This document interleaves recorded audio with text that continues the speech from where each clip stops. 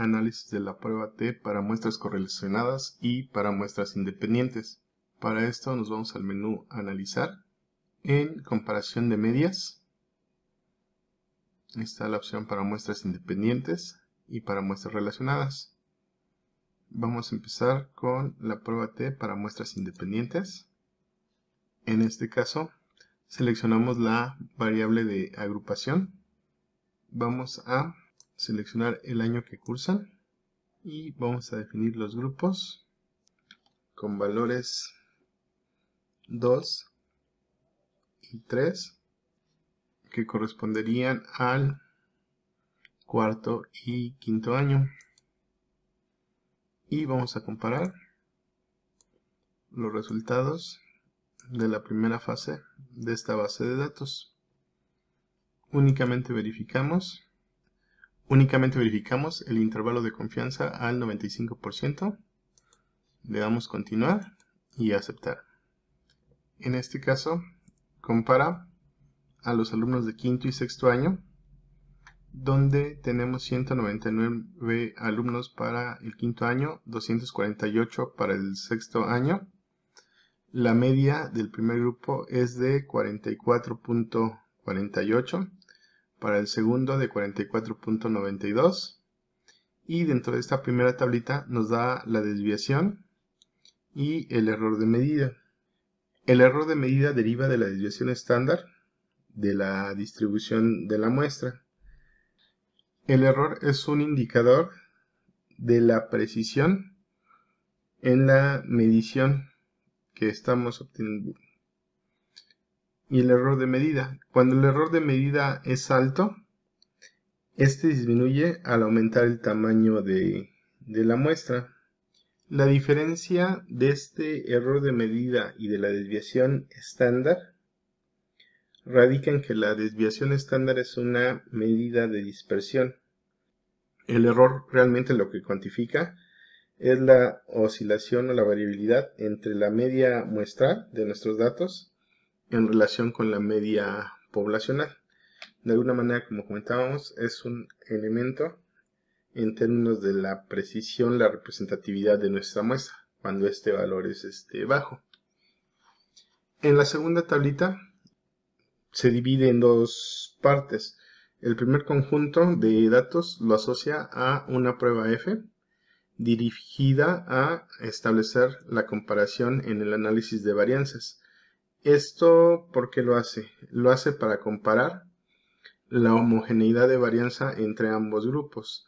Aquí se esperaría que si entre estos dos grupos la variabilidad es más o menos similar, no existiese una diferencia significativa. Si la variabilidad no fuese más o menos homogénea, es más bien heterogénea entre ambos grupos, marca una diferencia, entonces se asume que no se cumple el principio de homogeneidad de varianza. Entonces ahí lo toma para cada una de las muestras separadas. Aquí, bueno, nos marca los dos datos, se han asumido varianzas iguales, quiere decir que la varianza es homogénea, o no se han asumido varianzas iguales cuando la varianza es heterogénea.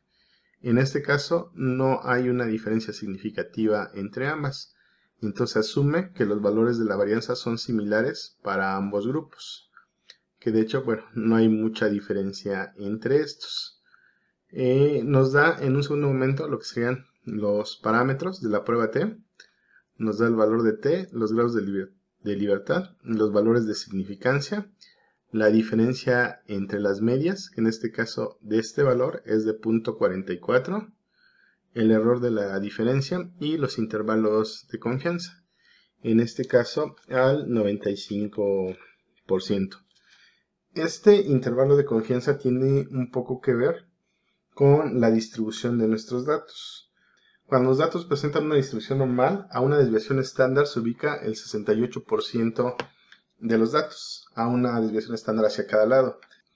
Cuando consideramos el valor a dos desviaciones estándar, el valor aumenta al 95% y tres diferencias cubrirían arriba del 99% de la muestra. En el caso de psicología, ciencias sociales, algunos estudios más vinculados a educación, el intervalo lo consideramos al 95%. asumiendo un valor de alfa al 0.05%, que sería el 5% de error que estamos asumiendo. En este caso, que no hay diferencia aquí, asumimos que las varianzas son iguales. Entonces, el valor que tomamos es el de la primera columna. En este caso, en ambas no existe diferencia significativa. Es importante identificar bien esto porque se llegan a dar casos donde alguna de las dos presenta diferencia, la segunda no. Regularmente, si estableciésemos la grafiquita, convencionalmente dentro de la distribución, los extremos de los intervalos irían en estos valores, de menos 1.529 el límite inferior a 0.64 el límite superior. El valor de t de menos 0.79 se ubica entre estos dos, que es un poco como cuando realizamos los análisis de manera manual, que ubicábamos si el valor de t caía dentro del intervalo, lo cual implicaba que no existía una diferencia, como en este caso, o cuando caía a los extremos, que nos marcaba de manera gráfica que sí existía una diferencia entre ambos. De manera global, este es el análisis de la prueba T para muestras independientes. Para el análisis con muestras correlacionadas, vamos a tomar aquí mismo en comparar medias, tenemos la variable que queremos comparar. En este caso es el total de mi población y voy a comparar dos mediciones sobre la misma población. La medición de la primera fase contra la medición de la segunda fase. Mi pretest posttest evaluado sobre toda la población. Igual, en las opciones verificamos el intervalo, le damos continuar y le damos aceptar. En este caso nos arroja estas tres tablitas. Nos da los datos descriptivos que nos daba igual en la de muestras independientes, que era la media. En este caso la primera fase es de 44, la segunda fase es de 46. La n son 470, lo estamos haciendo sobre el total de la población con dos mediciones. La desviación estándar y el error de la media, que ya comentamos en la versión anterior de la prueba T. Al ser muestras correlacionadas nos establece un valor de correlación. Este valor de correlación es entre los datos de la primera fase y la segunda fase. La correlación es una correlación, tiende a ser baja, de 0.3, y es significativa. Hay una asociación moderada entre los datos. Y lo que nos interesa comparar, el resultado de la prueba T, nos da una diferencia de medias de 1.9, que sale de la diferencia de esta media de 44 versus esta de 46.